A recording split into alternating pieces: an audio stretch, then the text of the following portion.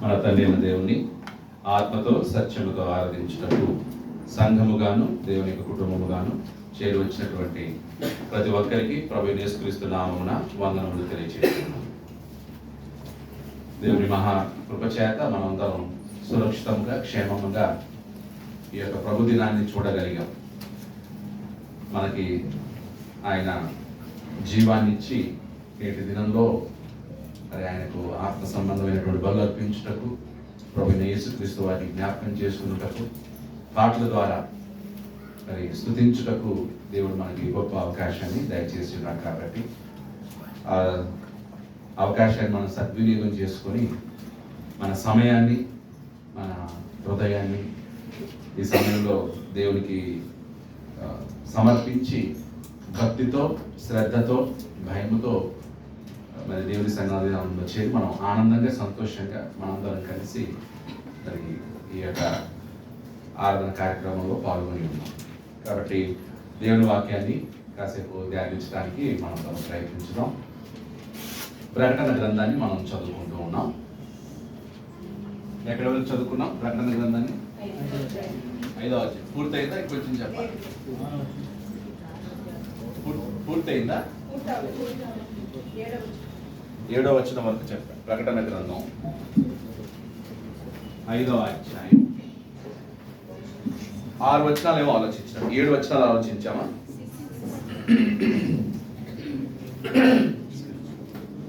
6 వచనాలు ఆలోచించాం. సో ఈ 5వ అధ్యాయానికి టైటిల్ ఏంటి? Worthy is the lamb. Okay, so అర్హమైన గొర్రెపిల్ల. అర్హమైన గొర్రెపిల్ల. ఎవరు ఆ గొర్రెపిల్ల? యేసుక్రీస్తు. 4వ అధ్యాయంలో ఎవరు అర్హులని చూపించారు? తండ్రిన దేవుడు. తండ్రిన దేవుడు మహిమ ఘనత ప్రభావములు పొందుటకు ఆయన ఎవరు? అర్హుడు. ఇప్పుడు 5వ అధ్యాయంలో కూడా యేసుక్రీస్తు కూడా మహిమ ఘనత ప్రభావములు పొందుటకు అర్హుడు. సో కాబట్టి తండ్రి అర్హుడే, కుమారుడు అర్హుడే అనే విషయాన్ని మనం ఈ 2 అధ్యాయంలో మనం చూస్తూ ఉన్నాం. 4వ అధ్యాయంలో సింహాసనం మీద కూర్చున్నటువంటి దేవుని చేతిలో 6 ముద్రలు గల గ్రంథము ఉంది. ఆ గ్రంథాన్ని విప్పడానికి 7 ముద్రలు గల గ్రంథాన్ని విప్పడానికి అర్హులు ఎవరు అని చెప్పి యోహాను ఏడుస్తూ ఉంటే అప్పుడు 24 పెద్దలు ఒకడు వెళ్ళి ఏం చేశాడనమాట? డోంట్ వరీ, ఆ 7 ముద్రలను విప్పుటకు అర్హుడు ఎవరన్నమాట? గొర్రెపిల్ల. సో అప్పుడు అక్కడ యేసుక్రీస్తు ఉండటం, దేవుని చేతిలో నుంచి ఆ 7 ముద్రల గ్రంథాన్ని ఆయన ఏం చేశారన్నమాట? తీసుకున్నాడు. ఆ విషయం మనకి 5వ వచనంలో మనం చూస్తాం. 5వ వచనం, ప్రకటన 5:5. ఆ పెద్దల్లో ఒకడు, ఏడవకుము, ఇదిగో దావీదుకు చిగురైన యూదా గోత్రపు సింహము 7 ముద్రలను తీసి ఆ గ్రంథమును విప్పుటకై జయము పొందెనని నాతో చెప్పాడు. దావీదు చిగురు అన్నాడు, యూదా గోత్రపు సింహం అన్నాడు. యూదా గోత్రపు సింహం అంటే ఎవరన్నమాట? రాజు. సో దావీదు చిగురు ఎవరన్నమాట? రాజు. దావీదు ఎవరు?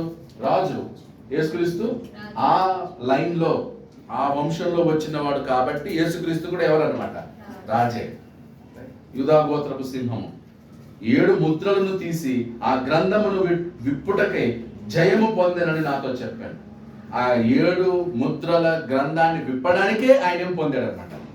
జయం పొందాడు. జయం పొందాడు కాబట్టే ఆయన 7 ముద్రలు విప్పుటకు అర్హుడు. 6వ వచనం. మరియు సింహాసనమునకును ఆ 4 జీవులకును పెద్దలకును మధ్యను వధింపబడినట్లుండిన గొర్రెపిల్ల నిలిచియుండుట చూచితిని. ఆ గొర్రెపిల్లకు 7 కొమ్ములు 7 కన్నులు ఉండెను. ఆ కన్నులు భూమి అందంతటికి పంపబడిన దేవుని 7 ఆత్మలు. అంటే ఆయన పరిశుద్ధాత్మ కలిగినటువంటి వాడు, పరిశుద్ధాత్మతో నింపబడినటువంటి వాడు. ఆ 7 ఆత్మలు అంటే ఎవరన్నమాట? పరిశుద్ధాత్మ. 7వ వచనం. ఆయన వచ్చి సింహాసనమునందు ఆసీనుడై ఉండు అని కుడి చేతిలో నుండి ఆ గ్రంథమును తీసుకొనెను. అప్పుడు ఆ గ్రంథాన్ని ఏం చేసినమాట? ఆయన తీసుకున్నాడు, ఆయన చేతిలో నుంచి తీసుకున్నాడు. అంతవరకు మనం చదివాం కదా. 8 నుంచి చదువుదాం. ఆయన దానిని తీసుకొనినప్పుడు ఆ 4 జీవులను వీణెలను ధూప ద్రవ్యములతో నిండిన సువర్ణ పాత్రలను పట్టుకొని ఉన్న ఆ 24 పెద్దలను ఆ గొర్రెపిల్ల ఎదుట సాగిలపడిరి. ఈ పాత్రలు పరిశుద్ధ ప్రార్థనలు. The lamb praised అని రాసుకోండి. The lamb praised. Okay. గొర్రెపిల్లని ఏం చేస్తున్నారు? స్తుతింపబడుట. గొర్రెపిల్ల స్తుతింపబడుట. సో గొర్రెపిల్ల అంటే ఎవరు? యేసుక్రీస్తు. గొర్రెపిల్ల అంటే అక్కడ ఎవరు అనమాట? యేసుక్రీస్తు. 8 నుంచి 14, 5వ అధ్యాయం, 8 నుండి 14, 8 to 14. ఇది 2వ భాగం.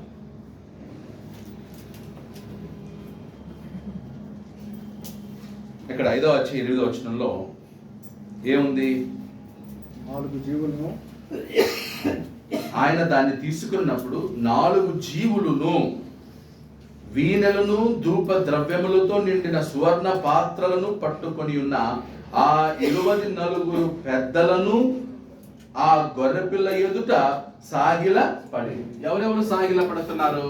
1 4 జీవులు మరియు 24 పెద్దలు. 4 జీవులు 24 పెద్దలు ఏం చేస్తున్నారు అనమాట? గొర్రెపిల్ల ఎదుట సాగిలపడేది. సాగిలపడక ముందు ఏం చేస్తున్నారంట? ఎలా సాగిలపడ్డారు? వీణలు ధూప ద్రవ్యములతో నిండిన సువర్ణ పాత్రలు పట్టుకొని ఉన్న ఆ 24 పెద్దలు. ఏమన్నాడు? వీణలు మరియు ధూప ద్రవ్యములు. ధూప ద్రవ్యములు పట్టుకొని ఉన్న వీణలు ధూప ద్రవ్యములతో నిండిన సువర్ణ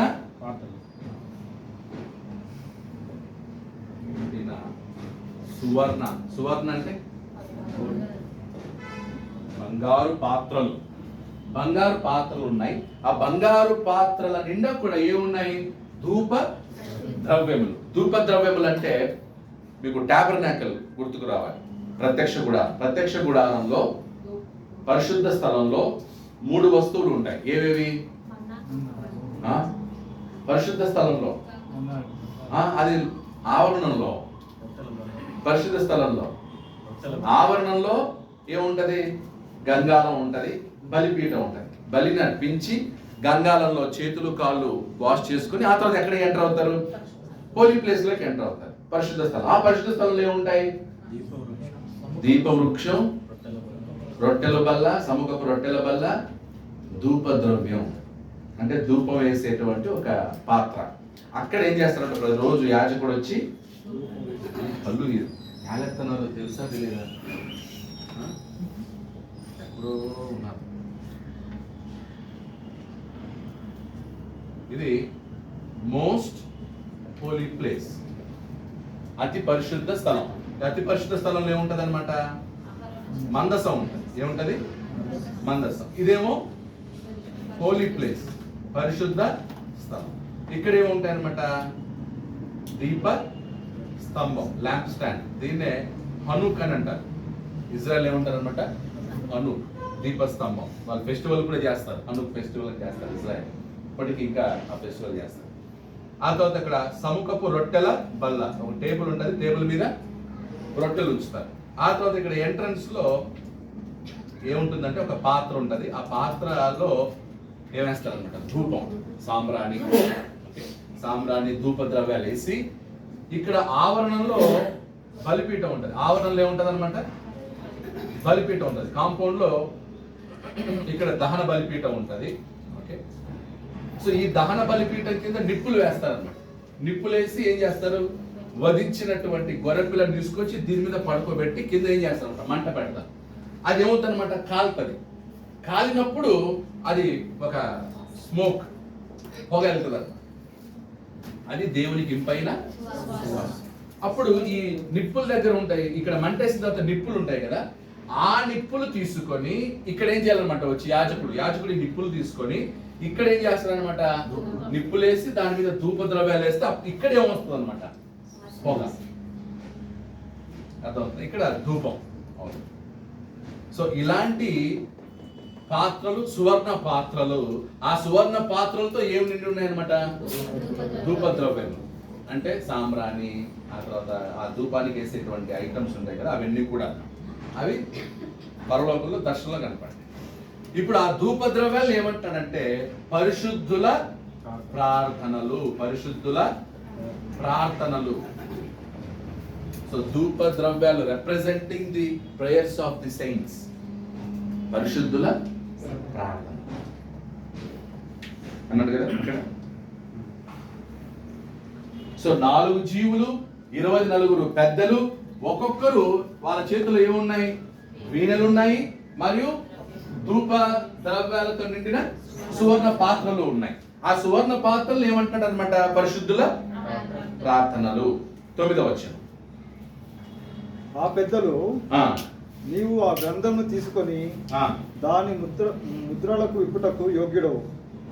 నీవు వధింపబడిన వాడవై నీ రక్తం ఇచ్చి ప్రతి వంశములోను ఆయా భాషలు మాట్లాడు వారిలోను ప్రతి ప్రజలోను ప్రతి జనములోను దేవుని కొరకు మనుషులను కొని మా దేవునికి వారిని ఒక రాజ్యముగాను యాజకులుగాను చేసితివి. గనుక వారు భూలోకమందు ఏలుదురని కొత్త పాట పాడుదురు. అక్కడ మీరు గమనించినట్లయితే ఈ పాత్రలు పరిశుద్ధుల ప్రార్థనలు. ఆ పెద్దలు నీవు ఆ గ్రంథమును తీసుకొని దాని ముద్రలను విప్పుటకు నువ్వెవరివి, యోగ్యుడవు. ఎవరంటున్నారు ఆ మాట, 4 జీవులు మరియు 24 పెద్దలు గొర్రె పిల్లతో ఏమంటున్నారు అనమాట, గొర్రె పిల్లతో ముద్రలు విప్పుటకు నువ్వెవరివి, ముద్రలు విప్పుటకు నీవు యోగ్యుడవు. ఇంకెవరన్నా ఉన్నారా ఆ ముద్రలు విప్పడానికి? ఎవరు లేరు, నువ్వు మాత్రమే యోగ్యుడవు అని ఎలా చెప్తున్నారంటే పాటలతో చెప్తున్నారు. ఈ విషయాన్ని ఎలా చెప్తున్నారన్నమాట, పాటలు. అందుకే వీణలు పట్టుకొని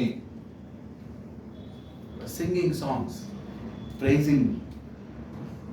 అయ్యా నువ్వే ఈ ముద్రలను విప్పుటకు యోగ్యుడవు అని పాటలతో రూపంలో యేసుక్రీస్తుని ఏం చేస్తున్నారు, వాళ్ళు పొగుడుతున్నారు, స్తుతిస్తున్నారు. నీవు వధింపబడిన వాడవై. అప్పుడు ఏమని పాడుతున్నారంటే, ఒకటి నీవు ఏమయ్యావు, వధింపబడిన వాడవై. నీ రక్తం ఇచ్చి. 2 నీ రక్తం ఇచ్చి. నీ రక్తం ఇచ్చి ఏం చేసావు, ప్రతి వంశములోను. నీ రక్తం ఇచ్చి ప్రతి వంశమును ఆయా భాషలో మాట్లాడు వారిలోను. ప్రతి వంశములోను ఆయా భాషలు మాట్లాడు వారిలోను. ఆయా భాషలు మాట్లాడు వారిలోను. ప్రతి ప్రజలోను. ప్రతి ప్రజలోను. ప్రతి జనములోను. ప్రతి జనములోను. దేవుని కొరకు మనుషులను కొని. దేవుని కొరకు ఏం చేశాడంట, మనుషులను కొని. మనుషులను ఆయన ఏం చేశాడు, కొని మా దేవునికి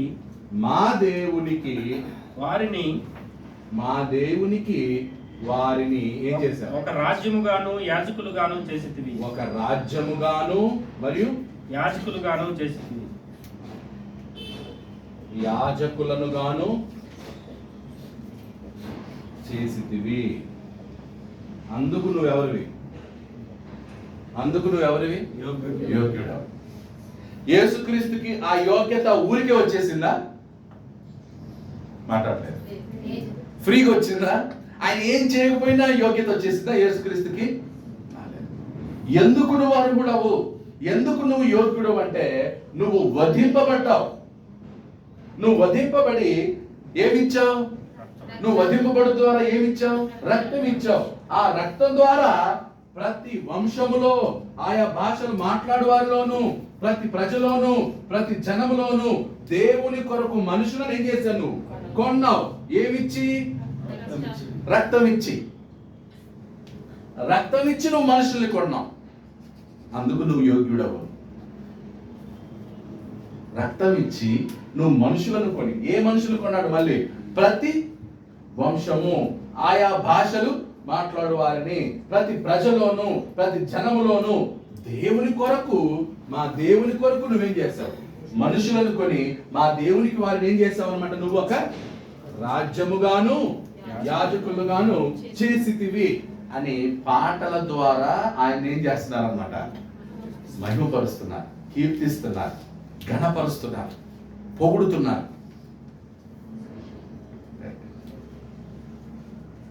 ఇది యేసుక్రీస్తు యొక్క యోగ్యత. ఆయన అర్హుడు.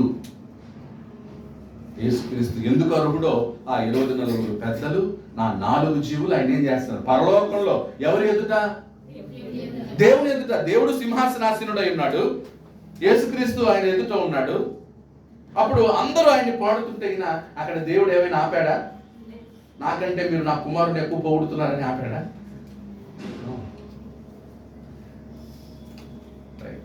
దేవుడు ఎంతో సంతోషిస్తాడు. ఎందుకు? తన కుమారుణ్ణి 24 పెద్దలు, 4 జీవులు తన కుమారుణ్ణి స్తుతిస్తున్నప్పుడు, ఘనపరుస్తున్నప్పుడు, పొగుడుతున్నప్పుడు తండ్రికి ఏంటి? ఆనందం. అందుకే కదా నా కుమారుని లోకానికి పంపింది.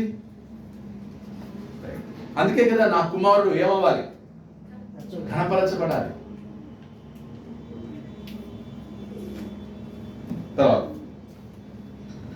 మరియు నేను చూడగా చూడండి, కనుక వారు భూలోకమందు ఏలుదురని క్రొత్త పాట పాడుదురు. వారు భూలోకమందు ఏలుదురు. ఎవరు? నువ్వు కొనినటువంటి వారు భూలోకంలో నీతో పాటు ఏలుతున్నారు. ఎవరితో పాటు? యేసుక్రీస్తుతో పాటు. ఎవరు వాళ్ళు? మనమే. మనం ఈరోజు యేసుక్రీస్తుతో పాటు ఏం చేస్తున్నాం అన్నమాట? ఏలుతూ ఉన్నాం. భూలోకాన్ని మనం ఏలుతూ ఉన్నాం. మన రాజుతో పాటు మనం ఏలుతున్నాం. అందుకే క్రొత్త పాట పాడుచున్నాం. అందుకే క్రీస్తుని ఏం చేస్తున్నాం మనం? ప్రతి ఆదివారం ఆయన పాటల ద్వారా క్రీస్తుని కూడా మనం ఏం చేయాలి? అందుకే సాగిల పాడి బ్రోకెదము సత్యముతో ఆత్మతో మన ప్రభు యేసుని. మోషే కంటే శ్రేష్ఠుడు, అహరోను కంటే శ్రేష్ఠుడు, దేవదూతల కంటే శ్రేష్ఠుడు ఆయన అని యేసుక్రీస్తుని మనం ఏం చేస్తున్నాం? ప్రతి ఆదివారం యేసుక్రీస్తుని మనం ఏం చేయాలన్నమాట? పొగడాలి, స్తుతించాలి, మహిమపరచాలి, ఘనపరచాలి. అక్కడ 24 పెద్దలు, 4 జీవులు కూడా యేసుక్రీస్తుని ఏం చేస్తున్నారు? స్తుతిస్తున్నారు. వాళ్ళే స్తుతిస్తున్నప్పుడు మనకేంటి? మనకేమైనా ప్రాబ్లమా? కొన్నది ఎవరిని? అసలు మనల్ని కొన్నాడు. మనల్ని కొన్న యేసు ప్రభుకి మనం స్తుతించకూడదంట. మనల్ని దేవునికి ఒక రాజ్యముగా చేసినటువంటి యేసుక్రీస్తు యోగ్యుడు కాదా? అర్హుడు కాదా? ఆయన అర్హుడు, యోగ్యుడు అని ఏం చేస్తున్నారు అనమాట? ఆయన స్తుతిస్తూ ఉన్నారు. 11వ వచనం. 5, 9, 10 కలిసి ఉన్నాయి కాబట్టి మనం ఒకే భాగంలో ఉన్నాయి. 11వ వచనం. మరియు నేను చూడగా సింహాసనమును, జీవులను, పెద్దలను ఆవరించి ఉన్న అనేక దూతల స్వరము వినబడిను. వారి లెక్క కోట్ల కొలదిగా ఉండిను.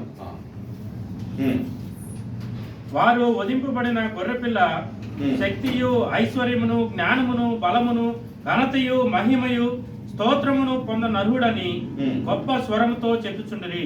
గొప్ప స్వరముతో చెప్పుచుండిరి. సో 11వ వచనంలో, మరియు నేను చూడగా సింహాసనమును, జీవులను, పెద్దలను ఆవరించియున్న అనేక దూతల స్వరము.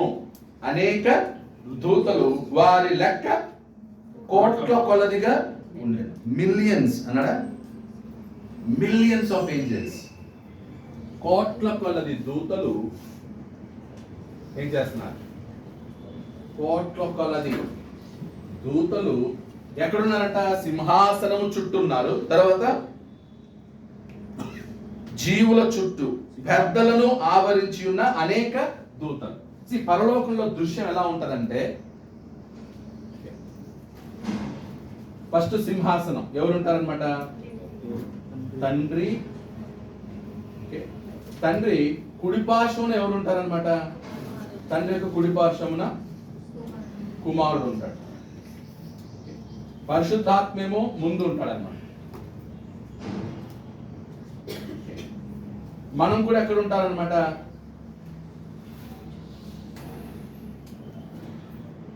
ఇది మన స్థానం. కుడి పార్శ్వమున తండ్రి ఉంటే లెఫ్ట్ సైడ్ ఉండేది మనమే. మనకంటే ముందు ఎవరు ఉంటారనమాట? పరిశుద్ధాత్మ ఉంటాడు. ఓకే, ఎందుకంటే ఆ పెద్దలు అన్నాడు కదా, 24 పెద్దలు ఎవరన్నాడు అనమాట? మనమే. పాత నిబంధన విశ్వాసులు, క్రొత్త నిబంధన విశ్వాసులు. దీని చుట్టూ కోట్ల కొలది ఎవరున్నారనమాట? దూతలు ఉన్నారు. ఆ తర్వాత వీళ్ళకంటే ముందు ఇంకొక గ్రూపు, వాళ్ళే 4 జీవులు. 4 జీవులు అంటే 4 టైప్స్ ఆఫ్ ఏంజల్స్. ఎవరెవరు? కెరూబులు, సెరూబులు, మిఖాయేలు, గబ్రియెల్. 4 జీవులు అంటే 4 రకాలైన దూతలు. వాళ్ళు ముందుంటారు మన చుట్టూ. ఆ తర్వాత కోట్ల కొలది దూతలు. అది పరలోకంలో ఉండబోయే స్థితి. సో మనం దూతల్లో ఉందాం, లేదా 4 జీవుల మధ్యలో ఉందాం. మనం ఎక్కడ ఉంటాం? దేవుని ఎడం వైపు ఉంటాం. కుడి వైపున యేసుక్రీస్తు ఎడం వైపు మనం ఉంటాం. ఎందుకంటే ఆయన కుమారుడే, మనము కుమారుడే. వీళ్ళందరూ మనకేం చేసిన వారు? పరిచర్య. కాబట్టి 4 జీవులు పెద్దలు ఏం చేస్తున్నారు అనమాట? కుమారుని, తండ్రిని గణపరిచే దృశ్యం చూసాం. ఇప్పుడు ఈ చుట్టూ ఉన్న కోట్ల కొలది దూతలు ఏం చేస్తారన్నమాట? యేసుక్రీస్తుని. 4 జీవులు అంటే 4 గ్రూపుల్లో ఉన్న దూతలు వేరు, మళ్ళీ కోట్ల కొలది దూతలు వేరు. ఆ కోట్ల కొలది దూతలు ఏం చేస్తున్నారు? వారు వధింపబడిన గొర్రెపిల్ల. వాళ్ళు ఏమని పాడుతున్నారు? కోట్ల కొలది దూతలు యేసుక్రీస్తును పొగుడుతున్నారు. ఏమని? వధింపబడిన గొర్రెపిల్ల, వధింపబడిన గొర్రెపిల్ల, శక్తియు ఐశ్వర్యమును. వధింపబడిన గొర్రెపిల్ల, శక్తియు ఐశ్వర్యము, జ్ఞానము, బలము,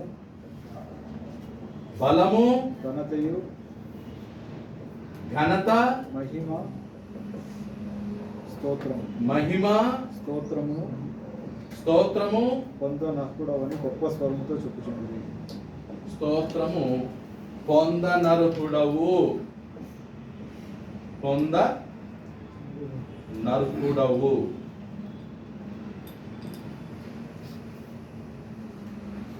ఆ కోట్ల కొలది దూతలు యేసుక్రీస్తుని ఏమని స్తుతిస్తున్నారు? ఏమని పొగుడుతున్నారు? వధింపబడిన గొర్రెపిల్ల, నీ శక్తి, నువ్వు శక్తి కలిగిన వాడవు, ఐశ్వర్యము కలిగిన వాడవు, జ్ఞానము కలిగిన వాడవు, బలము కలిగిన వాడవు, ఘనత, మహిమ, స్తోత్రము పొందుటకు నువ్వు అర్హుడవు అని ఏం చేస్తున్నారు ఆయన్ని? గొప్ప స్వరం. ఎలా ఉంటుందో ఒకసారి ఊహించండి. వాయిస్ కోట్ల కొలది దూతలు సౌండ్ చేస్తే ఎలా ఉంటాయి?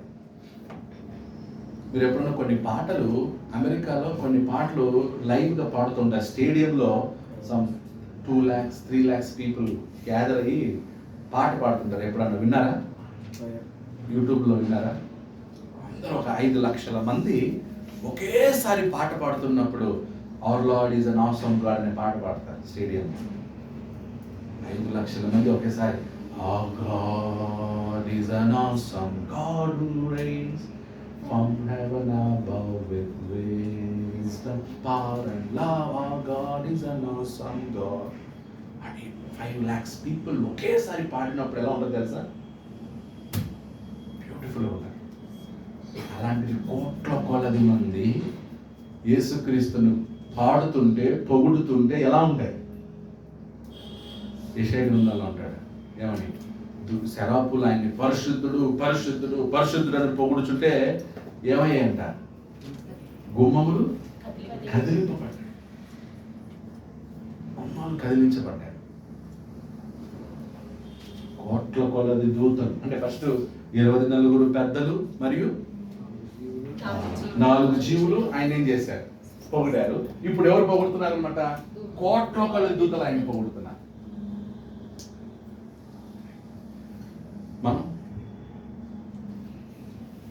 మనం మాట్లాడలేదు. యేసుక్రీస్తు అర్హుడేనా? మాట్లాడలేదు. ఈ మధ్య కొంతమంది క్రీస్తుల్లో ఆయన అర్హుడు కాదు, ఆయన పాటలు పాడకూడదంట. ఆదివారం అదొక కొత్త పద్ధతి స్టార్ట్ చేశారు. పాటలు పాడకూడదు, స్తుతించకూడదు. యేసుక్రీస్తు పాటలు, యేసుక్రీస్తు సంబంధించిన పాటలు ఏమైనా అవన్నీ తీసేసారు. మరి ఇన్ని సంవత్సరాలు పాడారు కదా, ఏమైంది? ఈ మధ్య స్టార్ట్ అయింది. మరి ఇన్ని సంవత్సరాలు పాడారు ఆ పాటలన్నీ. ఇప్పుడు సాగిల పడి మొక్కేదో అనే పాట ఎప్పుడుది? ఇది చాలా పాతది, 30 సంవత్సరాల క్రిందట పాతది. మరి క్రీస్తులో ఆ పాట ఇన్ని సంవత్సరాలు పాడారు, మరి ఇప్పుడు ఏమైంది?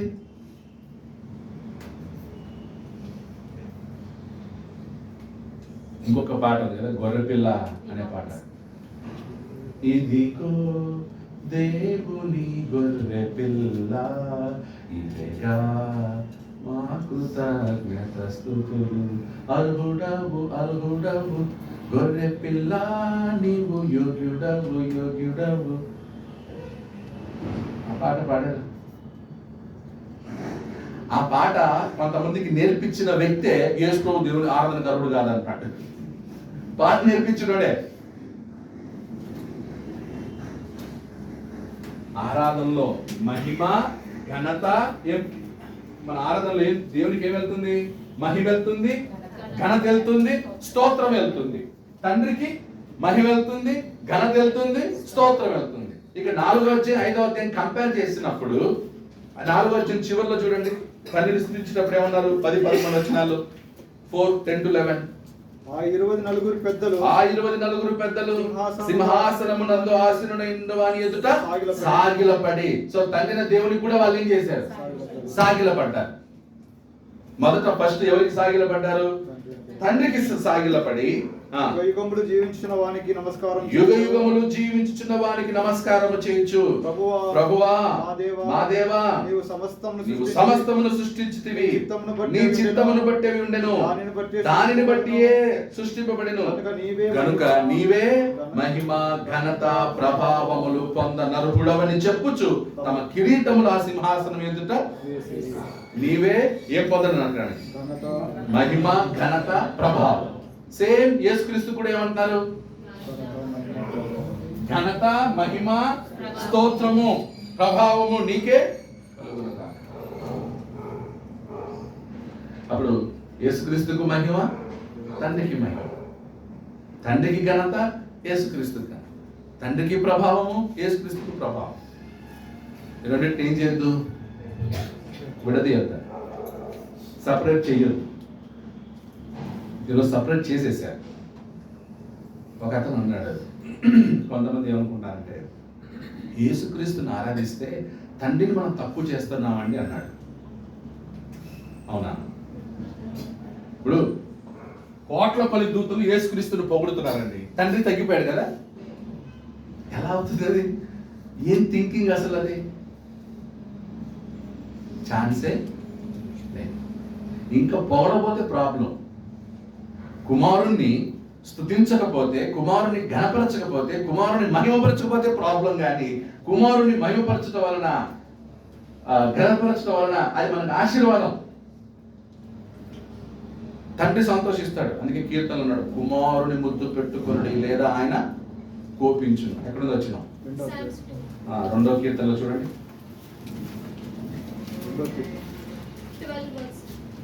2:12. కీర్తనలు 2వ అధ్యాయం. కుమారుని ముద్దు పెట్టుకొనుడి, కుమారుని ముద్దు పెట్టుకొనుడి, లేని ఎడల ఆయన కోపించును. లేని ఎడల ఆయన, అంటే కుమారునికి ఏమన్నా తక్కువ చేస్తే ఆయన కోపం వస్తుంది. కుమారుని నువ్వు ముద్దు పెట్టుకోవడం అంటే ఏంటి? ఇంగ్లీష్లో ఏమన్నాడు? Submit to God's royal son, or he will become angry, and you will be వేరే వర్షన్.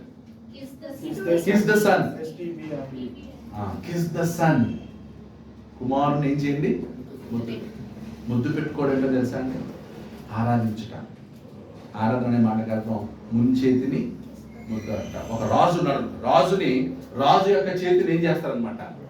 ఆ ముంచే ఉంటది కదా, ఆయన సింహాసనం ముందు రాజులా కూర్చొని ఉంటే అలా వచ్చి రాజు దగ్గర మోకాళ్ళేసి రాజు చేతిని పట్టుకొని ఏం చేయాలన్నమాట? ముద్దు పెట్టాలి. That's the worship.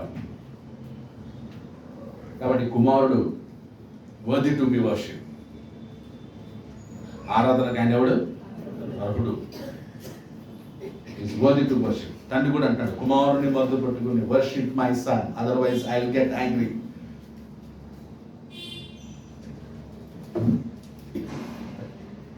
ప్రకటన దగ్గరికి వెళ్దాం మరి.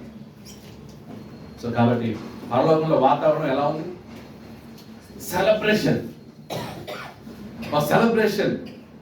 సండే మనం పాడే పాటలు ఎలా ఉన్నాయి, వాళ్ళు పరలోకంలో ఎలా పాడుతున్నారు? మనం పాటలు పాడితే ఆదివారం ఒక ఉత్సాహం ఉండదు, సంతోషం ఉండదు, ఆనందం ఉండదు. ఏదో అప్పుడే ఏదో గాడిదలు తన్నించుకుని వచ్చినట్టు కూర్చొని పాడుతూ ఉంటాం. మొహంలో జాయ్ ఉండదు. ఓకే, ఇక్కడ సంతోషించడానికి కదా వచ్చింది. ఏదో కుడి కోట్లు కూర్చున్నట్టు కూర్చోంటారు. Joy, open your hearts. హృదయములు ఓకే విచ్చుకోవాలి. ఇప్పుడు పువ్వులు కూడా ఏంటంటే అవి ముడుచుకుని ఉంటాయి. అవి విచ్చుకున్నప్పుడు ఎంత ఆనందం. అలా మన హృదయములు ఏమవ్వాలన్నమాట? విచ్చుకోవాలి. అలా రాగానే సంఘంలోకి రాగానే సహోదరులు చేసినప్పుడు ఆ స్మైల్, ఓపెన్ స్మైల్, బ్రదర్ ఎలా ఉన్నావు? Let's sing a song, let's praise God. పరలోకంలో వాతావరణం బ్యూటిఫుల్గా ఉంటుంది.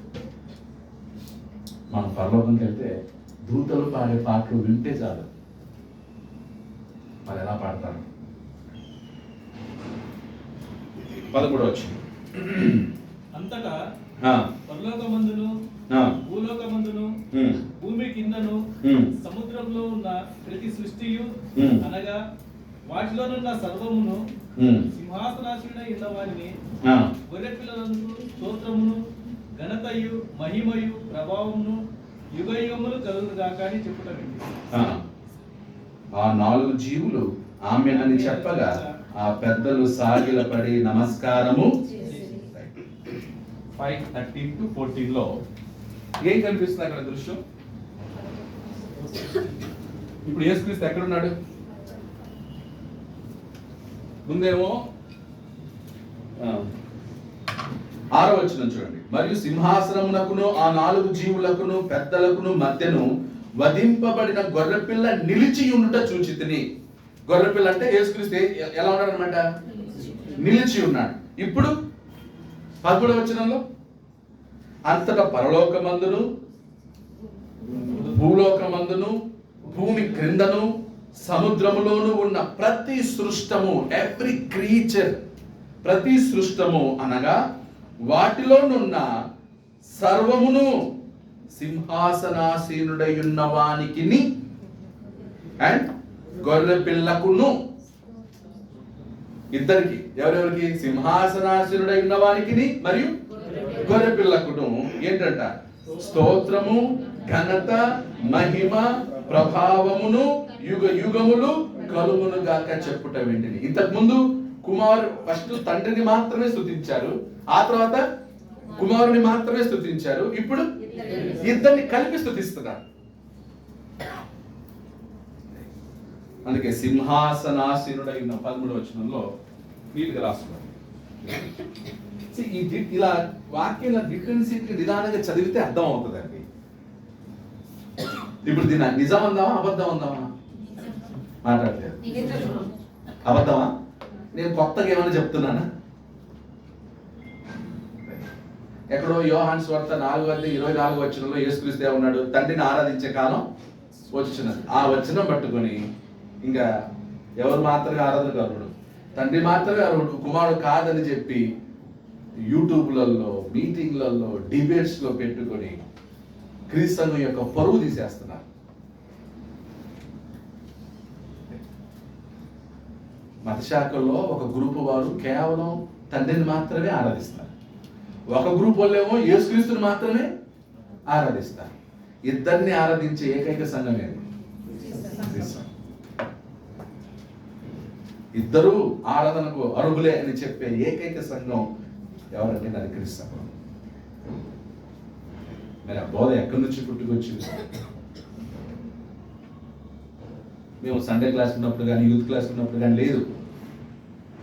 యేసు ప్రభు ఆరాధనలో 3 పాటలు ఉంటే ఫస్ట్ యేసు ప్రభుని తండ్రిని ఏం చేయడం? స్తుతిస్తాం. నెక్స్ట్ యేసు క్రీస్తుని స్తుతిస్తాం. ఆ తర్వాత ప్రభు వల్ల పాల్గొన్నాం. సమానం, ఇద్దరికి సమానం. స్తుతి ఇద్దరికి సమానమే. మీ దగ్గరికి రావచ్చు. ఎందుకు చెప్తున్నానంటే సబ్జెక్ట్ వచ్చింది కాబట్టి చెప్తున్నాను. మీరు యూట్యూబ్లో వింటూ ఉంటారు కదా ఇలాంటి ప్రసంగాలు కదా, ఇలా చెప్పేవాళ్ళు వింటారు. యూట్యూబ్లో వెళ్ళినప్పుడు ఎవరో ఒకరు చెప్తారు, బీ కేర్ఫుల్, వాటిని ఏం చేయొద్దు, నమ్మొద్దు, జాగ్రత్తగా ఉండండి. 13 వచ్చింది. సింహాసనాసీనుడై ఉన్నవానికి 13-14 కదా. సింహాసనాసీనుడై ఉన్నవానికి ఎవరు అతను? తండ్రి అయిన దేవుడు. తండ్రి అయిన ప్లస్ గొర్రె పిల్లకును ఎవరైనా యేసుక్రీస్తు. యేసుక్రీస్తు ఏమని పాడుతున్నారు? స్తోత్రము, స్తోత్రము, ఘనత, మహిమ, ప్రభావము ఎప్పటి వరకు? యుగ యుగములు, ఫర్ ఎవర్. యుగములు కలుగును గాక అని ఎవరెవరు? కలుగును గాక అని ఎవరెవరు? భూలోకమందును, భూమి క్రిందను, సముద్రములో ఉన్న ప్రతి సృష్టము అని. ప్రతి సృష్టము నేను రాస్తాను స్థలం లేక. ప్రతి సృష్టము అంటే సృష్టిలో ఉన్న ప్రతి వస్తువు, every creature on the earth, on the sky, the waters. సముద్రంలో ఉన్న ప్రతి సృష్టము, భూమి మీద ఉన్న ప్రతి సృష్టము, ఆకాశంలో ఉన్న ప్రతి సృష్టము, మరియు అనగా వాటిలోనున్న సర్వమును, ప్రతి సృష్టము వాటిలోనున్న సర్వమును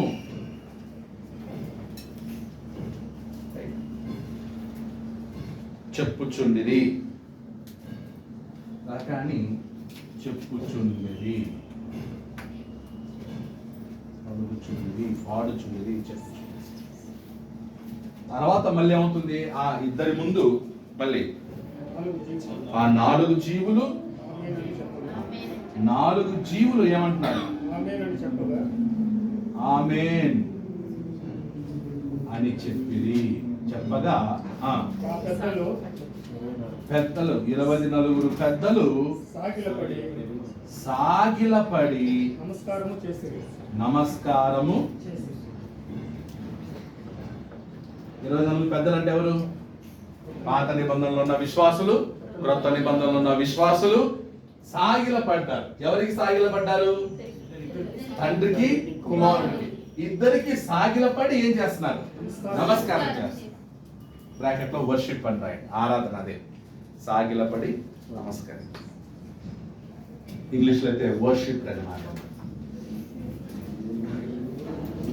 ఇప్పుడు 4 జీవులు దాన్ని ఏమంటారు? ఆమేన్ అని చెప్పగా, ఆమేన్ అంటే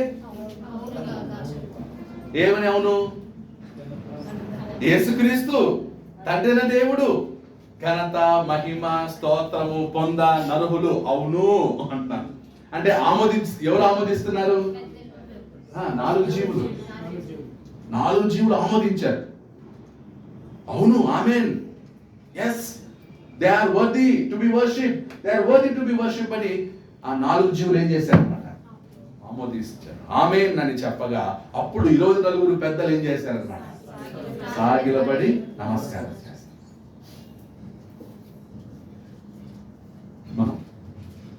మనం అదే పొజిషన్ కదా. రేపు వాళ్ళిద్దరు ప్రకటన కూర్చుంటే ఈరోజు యేసు ప్రభు ఆరాధనకు అర్హుడు కాదనే బోధకులు, ఆ ప్రభు నువ్వు కొంచెం పక్క కదా, మేము ఎవరికి మాత్రమే నమస్కారం చేస్తాం అని చెప్తారా? మాట్లాడలేదు. ప్రభు మేము తండ్రికి మాత్రమే ఏం చేసేవాళ్ళం, భూమి మీదను తండ్రిని ఆరాధించాం, ఇప్పుడు పరలోకంలో కూడా తండ్రిని ఆరాధిస్తాం, కొంచెం నువ్వు పక్కకి తప్పుకో, మేము తండ్రికే నమస్కారం చేస్తాం, నీకు నమస్కారం చేయమని చెప్తారా? ఏం మాట్లాడుతున్నారు? 4 జీవులు ఆమేనని ముద్ర వేశారు. కోట్ల కొలది దూతలు స్తుతిస్తున్నారు. 24 పెద్దలు వారిద్దరికి సాగిలపడి నమస్కారం చేస్తున్నారు. ఎంత ఘోరమైన మాట మాట్లాడుతున్నారంటే, యేసుక్రీస్తు ఆరాధనకు అర్హుడు కాదు అని చెప్పడానికి నీకు ఏ అర్హత ఉంది? అసలు నీకు అర్హత ఉందా? అందుకే బైబిల్ ట్రైనింగ్ అయింది. అది యేసుక్రీస్తుని ఆరాధన అర్హుడు కాదని చెప్పడానికి బైబిల్ ట్రైనింగ్ అయ్యాడు 3 సంవత్సరాలు. ఎట్టుపోతుంది క్రీస్తు కాబట్టి యాంటీ క్రైస్ట్ వాళ్ళని ఏమంటారు అనమాట? క్రీస్తు విరోధులు, యాంటీ క్రైస్ట్. ఎవరైతే యేసుక్రీస్తు ఆరాధన అర్హుడు కాదు, పాత్రుడు కాదు అంటాడో వాడే యాంటీ క్రైస్ట్. సంఘానికి ఆయన పేరు పెట్టడానికి అర్హుడేనా?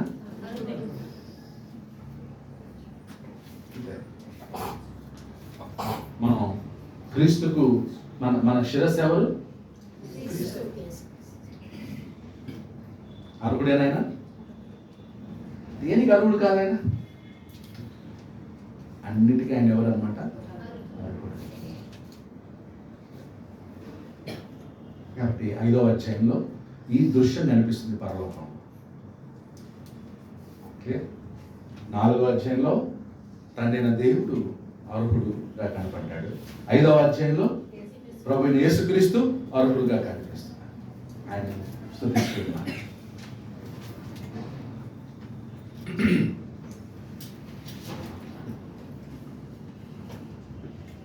ఒకసారి దానియేలు గ్రంథం. ఇప్పుడు యేసుక్రీస్తుకి ఇంత మహిమ ఘనత ప్రభావము కలగాలి, రావాలి అనేది దేవుడి ముందే ప్లాన్, యాక్సిడెంటల్ కాదు. దేవుడు ముందుగానే యేసుక్రీస్తుకు ఈ ఘనత వస్తుంది, ఆయన సేవింపబడతాడని ముందే దేవుడు దానియేలు ద్వారా ఏం చేశాడు అనమాట? ప్రవచించాడు. దానియేలు గ్రంథం 7వ అధ్యాయం.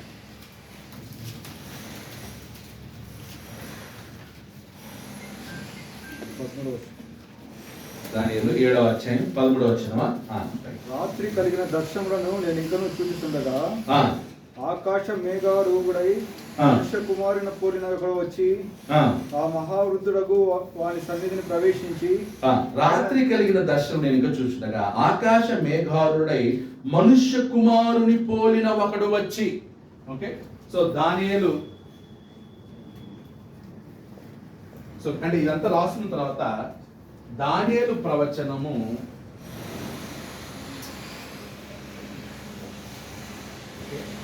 నెరవేర్చబడెను. దానియేలు ప్రవచనం నెరవేర్చబడేది. ఏదది? 7వ అధ్యాయం, దానియేలు 7వ అధ్యాయం 13. సో అక్కడ ఏమంటున్నాడు? ఒకటి మనుష్య, ఎవరా మనుష్య కుమారుడు అంటే? యేసుక్రీస్తు. మనుష్య కుమారుడు యేసుక్రీస్తు. నెక్స్ట్ మహావృద్ధుడు మనుష్య కుమారుడు ఎక్కడికి వచ్చాడంట? మహావృద్ధుడగు వాని సన్నిధిని. మహావృద్ధుని సన్నిధికి వచ్చాడు. మనుష్య కుమారుడు బేకారుడై మహావృద్ధుడి దగ్గరికి వచ్చాడు. మహావృద్ధుడు ఎవరన్నమాట? తండ్రి అయిన యెహోవా దేవుడు. ఓకే, తర్వాత ఆ మహావృద్ధుడు ప్రవేశించి ఆయన సముఖమునకు తేబడెను. ఎవరి సమూహమునకు? తండ్రి సమూహం. తండ్రి అయిన దేవుడి సమూహమునకు ఎవరు తేబడ్డారు? మనుష్య కుమారుడు అంటే యేసుక్రీస్తు తండ్రి సమూహమునకు ఓకే వచ్చాడు. తర్వాత సకల జనులను ఆ. రాష్ట్రములను అక్కడ వచ్చినప్పుడు అక్కడ ఒకటి జరుగుతుంది. ఏంటి? సకల జనులు ఓకే? సకల జనులు రాష్ట్రములు ఆయా భాషలు మాట్లాడువారు ఆయనను సేవించినట్లు. ఎవరిని? మనుష్య కుమారుడు. ఆయనను అంటే బ్రాకెట్ లో యేసుక్రీస్తు ఏం చేయాలంట? సేవించినట్లు. ఆయనను సేవించినట్లు ప్రభుత్వమును సకల జనులు రాష్ట్రములు ఆయా భాషలు మాట్లాడేవారు యేసుక్రీస్తుని ఏం చేయాలంట? సేవించున్నట్లు ఆయనకి ఏమి ఇవ్వబడింది? ప్రభుత్వము ఆయనకి ఏమి ఇవ్వబడింది అనమాట? సేవించున్నట్లు ఆయనకి ఏమి ఇవ్వబడింది అంటే ప్రభుత్వము, మహిమయు ఆధిపత్యము ఆయనకు. ఎవరికి? ఆయనకి ఇవ్వబడింది. ఎవరిచ్చారు? తండ్రి ఇచ్చాడు. ఏమిచ్చాడు? ప్రభుత్వం ఇచ్చాడు, మహిమ ఇచ్చాడు, ఆధిపత్యం ఇచ్చాడు. ఎవరికి? యేసుక్రీస్తుకు. ఎందుకు ఇచ్చాడు? సకల జనులు రాష్ట్రాలు ఆయా భాషలు మాట్లాడేవారు ఆయన ఏం చేయాలని? సేవించడానికి. అందరూ ఆయనను సేవించాలి. ఎవరిని సేవించాలి? యేసుక్రీస్తును సేవించడానికి తండ్రైన దేవుడు యేసుక్రీస్తుకి ఏమి ఇచ్చాడు? ప్రభుత్వం ఇచ్చాడు, మహిమ ఇచ్చాడు, ఆధిపత్యం ఇచ్చాడు. అది ప్రవచనం. ఇప్పుడు అది ఎక్కడ నెరవేరుతుంది? ప్రకటన 5వ అధ్యాయంలో యోహాన్ గారు చూస్తున్నారు. ఇప్పుడు యేసు ప్రభుని ఆరాధించకూడదు, ఆయన ఆరాధన అర్హుడు కాదంటే దానిలో 7వ అధ్యాయం ఇంకా ఏం కాలేదు. 7వ అధ్యాయం 10వ వచ్చిన ఏం కాలేదు, ఇంకా నెరవేరలేదు. అంటే ఆయనకి ఇంకా ఏమి ఇవ్వలేదు? ఆధిపత్యం ఇవ్వలేదు. ఇంకా ఆయనకి ఏమి ఇవ్వలేదు? ప్రభుత్వం ఇవ్వలేదు. ఇంకా ఆయనకి ఏమి ఇవ్వలేదు? మహిమ ఇవ్వలేదు. ఆయన భూమి మీద జన్మించినప్పుడు ఆయనకు ఆ మహిమ ఇవ్వబడింది. యేసుక్రీస్తు పుట్టగానే జ్ఞానులు వచ్చి ఆయన ఏం చేశారు? పూజించింది. జ్ఞానులు వచ్చి ఏం చేశారు? దానికి పూజించారు. బంగారము, గోళము, ఒక రాజుకు సామాగ్రి, ఏ రాజుకి ఇచ్చే సామాగ్రి తీసుకొచ్చారు వాళ్ళు. అప్పుడు ఆయన బాలుడుగా ఉన్నప్పుడే పశువుల రాకలో ఆయన పడుకోబెట్టినప్పుడే జ్ఞానులు వచ్చి ఆయన్ని ఆరాధించారు, పూజించారు. వెల్కమ్, రాజుకి వెల్కమ్ ఎలా ఉంది? గ్రాండ్ వెల్కమ్ జరిగింది. జ్ఞానులు ఆయన్ని పూజించారు, ఆరాధించారు. ఆ తర్వాత ఆయన భూమి మీద ఉన్నప్పుడు ఆయనకి నమస్కారం చేసిన వాళ్ళు చాలా మంది ఉన్నారు. ఆయన ఏం చేశారనమాట? సాగిల పడ్డారు, ఆయనకి నమస్కరించారు. దయ్యములు కూడా కదా, దయ్యములు కూడా భయపడ్డారు. క్రీస్తుని గురించి మీకు ఏమి తోచుననే పాట విన్నారు. ఆ పాటలో ఆ సారాంశం అంతా ఉంటుందండి. క్రీస్తుని చాలా గొప్పగా పొగడటం ఉంటుంది. నిజముగైన దేవుని కుమారుడే అని గొల్లలకు దయ్యములే గుర్తించి చాటగా నీకేమి తోచుచున్నది. దయ్యములే గుర్తించి యేసుక్రీస్తుని,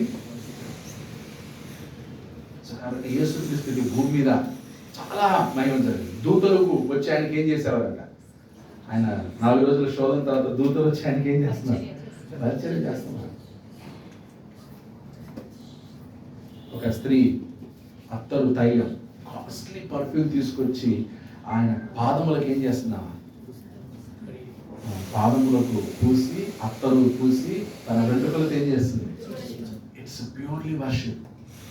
తన దగ్గరున్న డబ్బంతా కూడా అమ్మి పర్ఫ్యూమ్ తీసుకొచ్చి ఆయన అభిషేకిస్తూ ఉంది. పాదములు ముట్టడం, పాదములు తాకడం ఈక్వల్ టు వర్షిప్. అందుకే మనం మనుషుల పాదాలు ఏం చేయకూడదు. ఎందుకు? ఆరాధనతో సమానం. మనిషి అంటే పాదములు మొక్కితే ఆరాధించినట్లే. అందుకే మనం క్రైస్తవులో మనం మనుషుల కాళ్ళు మొక్కకూడదు. మొక్కితే మొక్కుట, ఆరాధనలో మొక్కుట, నమస్కరించుట, సాగిల పడుట. అందుకే నిర్గమకాండం 20వ అధ్యాయంలో ఏమన్నాడు? యెహోవాను మాత్రమే ఆరాధించాలి. ఏ విగ్రహమును చేసుకొనకూడదు. వాటికి విగ్రహాలకు ఏం చేయకూడదు? సాగిల పడకూడదు. ఎందుకు? సాగిల పడితే ఆరాధనతో సమానం. ఎవరికి సాగిల పడాలి? దేవునికి మాత్రమే సాగిల పడాలి. ఇప్పుడు యేసుక్రీస్తుకు ఏం చేస్తున్నారు? సాగిల పడ్డారు. అంటే యేసుక్రీస్తుని ఏం చేస్తున్నారు? కాబట్టి యేసుక్రీస్తు ఆరాధనకు అర్హుడే అని మనకు స్పష్టంగా తెలియజేస్తుంది. ఎప్పుడు ఈ ప్రకటన గ్రంథం రాయబడింది? క్రీస్తు శకం 68 ప్రాంతంలో రాయబడింది. అంటే సంఘం ప్రారంభించబడింది 33లో సంఘం ప్రారంభించబడింది, 68లో ప్రకటన గ్రంథం రాయబడింది.